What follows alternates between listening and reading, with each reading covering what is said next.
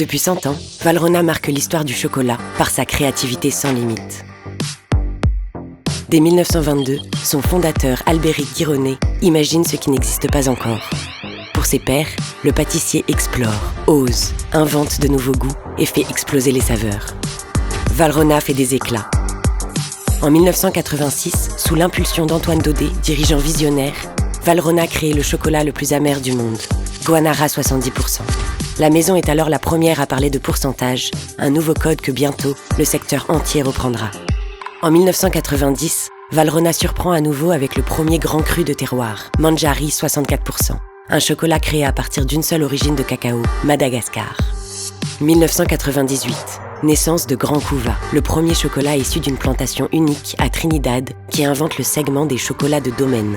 Quelques années plus tard, Valrhona déploie dans le monde une équipe de sourceurs et lance la gamme Les Cuvées du Sourceur. Et certaines découvertes surgissent parfois sous nos yeux, c'est toute la poésie du hasard. En 2004, alors qu'il oublie son chocolat blanc au bain-marie, le chef Frédéric Beau invente sans le savoir la 4e couleur de chocolat. Après le chocolat noir, au lait et blanc, Valrhona lance en 2012 le blond dulce. En 2015, Mananka 62% et Itakuja 55% éclaboussent les papilles. Deux créations issues d'un procédé innovant de double fermentation qui infuse le chocolat de notes fruitées inédites.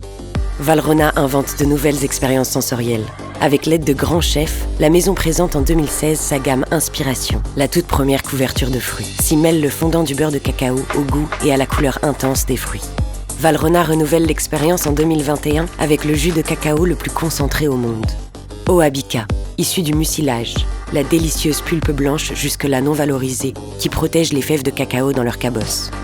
100 ans de recherche et de développement, aujourd'hui célébrés avec le chocolat Komuntu 80%, un cru légendaire.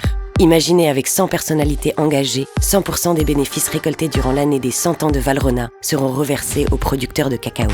Aujourd'hui, demain et pour les 100 prochaines années, Valrhona continuera de faire bouger les lignes du cacao et du chocolat.